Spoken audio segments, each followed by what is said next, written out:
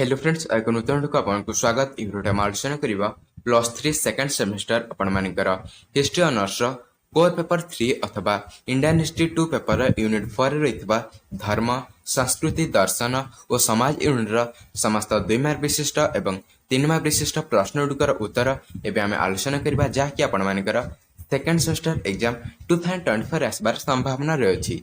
तेणुकर video कौन जाए skip न करी आरंभ शेष पर्यंत देखु। तो डे नक चलते आज भिडियो स्टार्ट करवा। तो प्रथम आम आलोचना करवा 2 मार्क विशिष्ट प्रश्न। तो प्रथम प्रश्न रही त्रिनाथ व्यवस्था सर्वशक्तिमान एवं क्षमताशाली क्यों देवता माने थिले। तो उत्तर होछि त्रिनाथ व्यवस्था सर्वशक्तिमान एवं क्षमताशाली देवता माने थिले ब्रह्मा विष्णु एवं महेश्वर। से मानकर एकत्रित रूप को त्रिनाथ बोली कहा जाउथिला। तापरे प्रश्न नंबर 2 रे अछि नूतन ब्राह्मण धर्म काहाकू कहा जाय। तो आपण उत्तर लिखबे पारंपरिक ब्राह्मण धर्म ख्रीष्टपूर्व 300 ख्रीष्टाब्द 750 मध्य अनेक परिवर्तन अणा जाइथिला। एही परिवर्तित ब्राह्मण धर्म को नूतन ब्राह्मण धर्म बोली कहा जाय। एतिक लिखिला माने 2 मार्क पाई जिवे। तापरे रहछि प्रश्न नंबर 3 रे षड दर्शन कोन। तो उत्तर होछि न्याय वैशेषिक सांख्य योग पूर्वमीमांसा एवं उत्तर मीमांसा को षड दर्शन बोली कहा जाय। प्रश्न नंबर 4 रे अछि पुरुषार्थ कोन यह केते भागरे विभक्त। तो आपण उत्तर लिखिबे हिंदू मानक आश्रम पद्धतिर मनस्तात्विक एवं नैतिक भित्ति होछि पुरुषार्थ। तदनुसार 4 गोटी पुरुषार्थ रही अछि यथा से धर्म अर्थ काम और मोक्ष। प्रश्न नंबर 5 रे अछि शुंग राजत्व काल रे क्यों धर्म विशेष प्रभावशाली थिला एवं क्यों धर्मर पतन घटिथिला। तो आपण उत्तर लिखिबे शुंग राजत्व काल रे ब्राह्मण धर्म विशेष प्रभावशाली थिला एवं बौद्ध धर्मर पतन घटिथिला।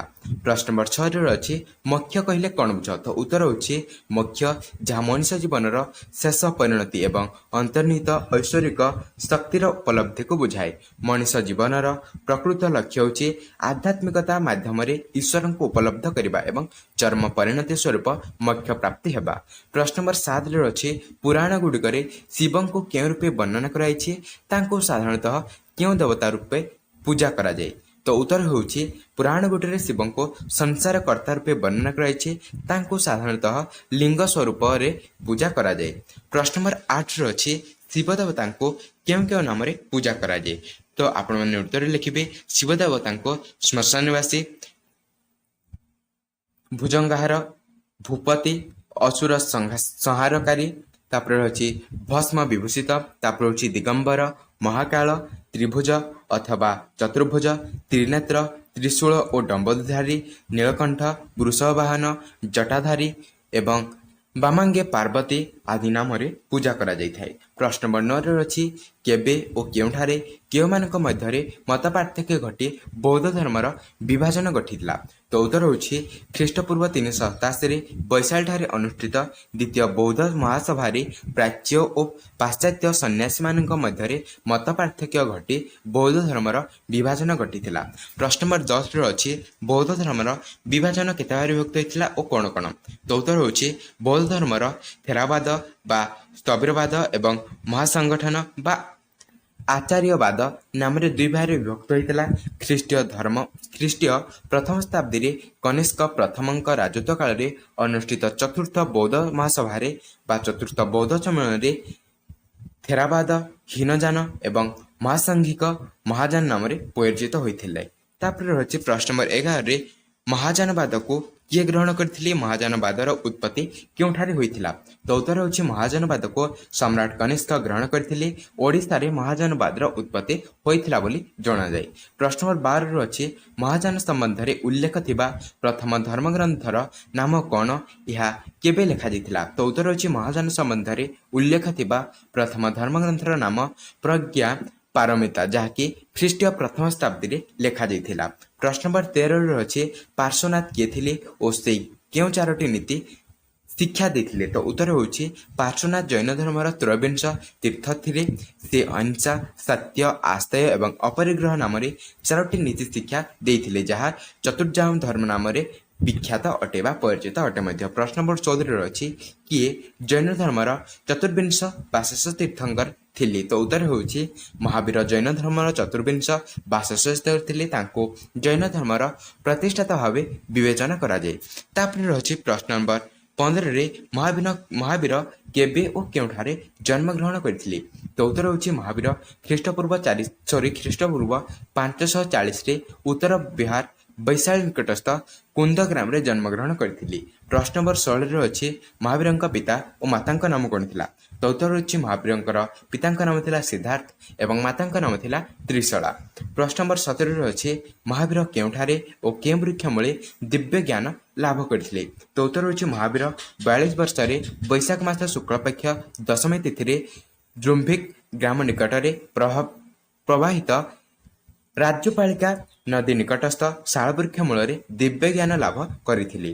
प्रश्न नंबर 18 अच्छे वर्धमान केबे जिन बोली परिचित होइथिले तो उत्तर होछि दिव्य ज्ञान लाभ कर सारिबा परे समस्त कामना वासना आसक्ति तथा इंद्रिय को जय करि से महावीर बा जिन नाम रे परिचित होइथिले तांको द्वारा प्रचारित धर्म जैन धर्म नाम रे नामित होइथिला। प्रश्न नंबर 19 अच्छे महावीर मृत्यु पर जैन धर्म क्यों दुई भाग में विभक्त होते उत्तर होचे महावीर मृत्यु पर जैन धर्म और दिगंबर दुई भाग में विभक्त होते। प्रश्न नंबर 20 अच्छे जिन शब्दर अर्थ कौन तो उत्तर होचे जिन शब्दर अर्थ संसार रे समस्त बंधन निजको मुक्ति करिबा महावीर दिव्य ज्ञान लाभ करी समस्त इंद्रिय को जय करथिबारु से जिन नाम रे परिचित होइथिले। प्रश्न नंबर 21 अच्छे वर्धमान महावीर अन्य दुईटी नाम कौन थिला तो उत्तर होचे नटपुत्र और काशव वर्धमान महावीर अन्य दुईटी नाम थिला। प्रश्न नंबर 22 अच्छी महावीर केबे और केउठारे मृत्युवरण करथिले तो उत्तर होची महावीर ख्रीष्टपूर्व 468 रे 72 वर्ष बयस रे बिहार पावा ठारे मृत्युवरण करथिले। प्रश्न नंबर 23 अच्छी जैन धर्मर त्रिरत्न कौन तो उत्तर होची पुनर्जन्मरु आत्मार मुक्ति लाभ पाई महावीर 3टी मार्ग अनुसरण करने को उपदेश देथिले सेगुड को हला सम्यक ज्ञान सम्यक चरित्र और सम्यक विश्वास। महावीरंकर एही 3टी पवित्र नीति को जैन धर्मर त्रिरत्न बोली कहा जाए। प्रश्न नंबर 24 अच्छे जैन धर्मर पंच महाव्रत कौन तो उत्तर होची जीवन को नीतिमय करने महावीर 5टी उपदेश प्रदान करथिले एगुड़िक हला अहिंसा सत्य आश्चर्य अपरिग्रह और ब्रह्मचर्य। महावीरंकर एही उपदेश पंच महाव्रत नाम रे ख्याति लाभ करिथिला।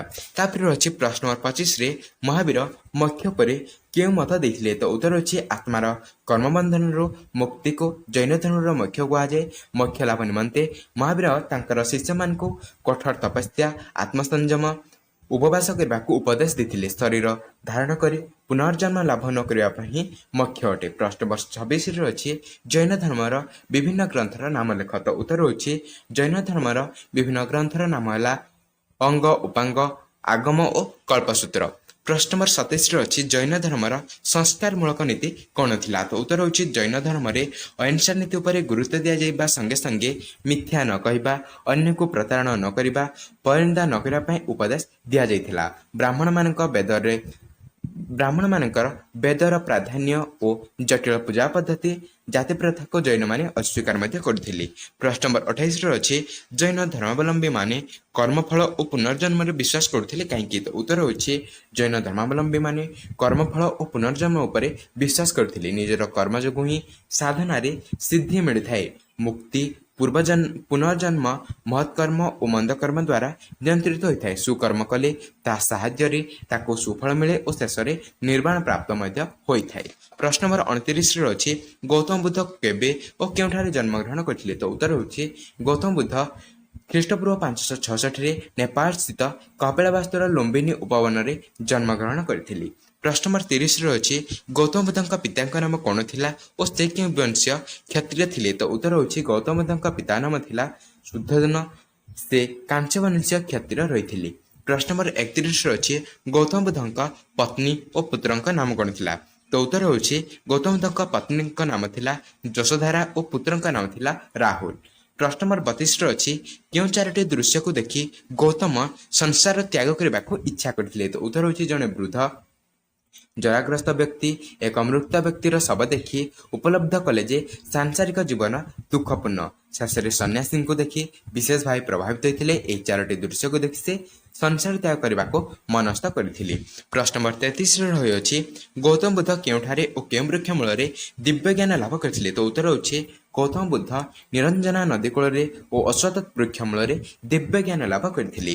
ପ୍ରଶ୍ନ ନମ୍ବର 34 ରହିଛି ଧର୍ମଚକ୍ର ପ୍ରବର୍ତ୍ତନ କ'ଣ? ତ ଉତ୍ତର ହେଉଛି ଗୌତମ ବୁଦ୍ଧ ନିରଞ୍ଜନା ନଦୀ କୂଳରେ ଅଶ୍ୱତ୍ଥ ବୃକ୍ଷ ମୂଳରେ ଦିବ୍ୟଜ୍ଞାନ ଲାଭ କରିବା ପରେ ବାରାଣାସୀର ନିକଟବର୍ତ୍ତୀ ସାରନାଥ ମୃଗ୍ୟଦାନଠାରେ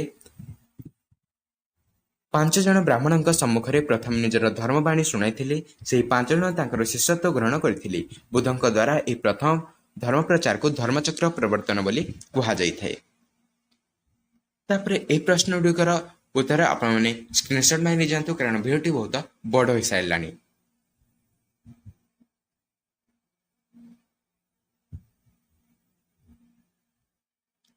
ତାପରେ ଏଠି ପଳେଇ ଆସିଲା ଦେଖନ୍ତୁ 3 ମାର୍କ ବିଶିଷ୍ଟ ପ୍ରଶ୍ନର ଉତ୍ତର, ଯେଉଁ ପ୍ରଶ୍ନଗୁଡ଼ିକର ଉତ୍ତର ଆପଣମାନଙ୍କୁ 75ଟି ଶବ୍ଦରେ ଦେବାକୁ ପଡ଼ିବ। ତ ଏହି ପ୍ରଶ୍ନଗୁଡ଼ିକର ଉତ୍ତର ମଧ୍ୟ ଆପଣମାନେ ସ୍କ୍ରିନଶଟ୍ ମାରି ନେଇଯାଆନ୍ତୁ, ଯାହାଫଳରେ କି ଆପଣମାନଙ୍କୁ ପଢ଼ିବାରେ ମଧ୍ୟ ସାହାଯ୍ୟ ହେବ। ତ ଆପଣ ଯଦି ଏହାର PDF ପାଇବାକୁ ଚାହୁଁଛନ୍ତି ଆମର ଟେଲିଗ୍ରାମ ଚ୍ୟାନେଲରେ ଜଏନ୍ ହେଇଯାଆନ୍ତୁ। ଟେଲିଗ୍ରାମ ଚ୍ୟାନେଲର ଲିଙ୍କ୍ ଡେସ୍କ୍ରିପସନ୍ ବକ୍ସରେ ଦିଆଯାଇଛି। ଆପଣମାନେ ଡେସ୍କ୍ରିପସନ୍ ବକ୍ସକୁ ଯାଇ ସେ ଲିଙ୍କରେ କ୍ଲିକ୍ କରନ୍ତୁ ଏବଂ ଟେଲିଗ୍ରାମ ଚ୍ୟାନେଲରେ ଜଏନ୍ ହେଇ ଏହିସବୁ PDF କଲେକ୍ଟ କରନ୍ତୁ, ଯାହାଫଳରେ କି ଆପଣମାନଙ୍କୁ ପଢ଼ିବାରେ ମଧ୍ୟ ସାହାଯ୍ୟ ହେବ ଏବଂ ପରୀକ୍ଷାରେ ଭଲ ମାର୍କ ମଧ୍ୟ ସ୍କୋର କରିପାରିବେ। ତ ଭିଡ଼ିଓ ଭଲ ଲାଗିଲା ହୃଦୟରୁ ଗୋଟେ ଲାଇକ୍ ଦେବେ ଏବଂ ସାଙ୍ଗସାଥିମାନଙ୍କ ସହ ଅଧିକରୁ ଅଧିକ ମାତ୍ରାରେ ସେୟାର କରିବେ। ତ ନେକ୍ସଟ ଭିଡ଼ିଓରେ ଆମେ ସିଲେକ୍ସନ୍ ଲଙ୍ଗ କ୍ୱେଶ୍ଚିନ୍ର ଉତ୍ତର ମଧ୍ୟ ଆଲୋଚନା କରିବା। ତେଣୁକରି ଭିଡ଼ିଓର ନୋଟିଫିକେସନ୍ ପାଇବା ପାଇଁ ଚ୍ୟାନେଲକୁ ପ୍ରଥମ ଚାହିଁଥିଲେ ସବସ୍କ୍ରାଇବ୍ କରି ନୋଟିଫିକେସନ୍ ବେଲ୍କୁ ଅନ୍ କରିଥାନ୍ତୁ, ଯାହାଫଳରେ କି ଆପଣମାନେ ପ୍ରତ୍ୟେକ ଭିଡ଼ିଓର ନୋଟିଫିକେସନ୍ ସର୍ବପ୍ରଥମେ ପାଇପାରିବେ। ତ ଦେଖା ହେବା ଆଉ ଏକ ନୂତନ ଭିଡ଼ିଓରେ, ସେ ପର୍ଯ୍ୟନ୍ତ ଜୟ ଜଗନ୍ନାଥ।